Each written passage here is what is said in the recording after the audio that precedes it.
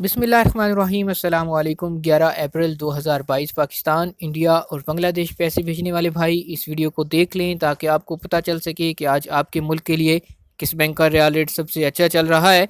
आप भी उसी बैंक से पैसे भेजें और फ़ायदे में रहें। सबसे पहले आगाज़ करते हैं फौरी बैंक से। पाकिस्तान के लिए एक रियाल का ओपनिंग एक्सचेंज रेट है 49 रुपये 37 पैसे का। इंडिया पैसे भेजेंगे फौरी बैंक से एक रियाल का ओपनिंग एक्सचेंज रेट मिलेगा 19 रुपये 92 पैसे का।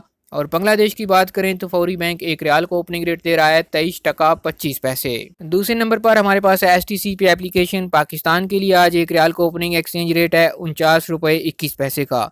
इंडिया पैसे भेजेंगे STC पे ऐप से एक रियाल का रेट मिलेगा 19 रुपये 87 पैसे। और बांग्लादेश के लिए आज STC पे ऐप एक रियाल का रेट है 23 टका 17 पैसे। इसके बाद हमारे पास है इंजाज बैंक। पाकिस्तान के लिए आज एक रियाल का ओपनिंग रेट 49 रुपये 23 पैसे का।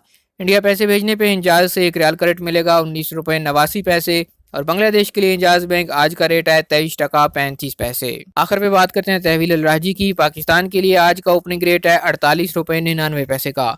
इंडिया पैसे भेजने पे एक रियाल का रेट मिलेगा 19 रुपये 74 पैसे।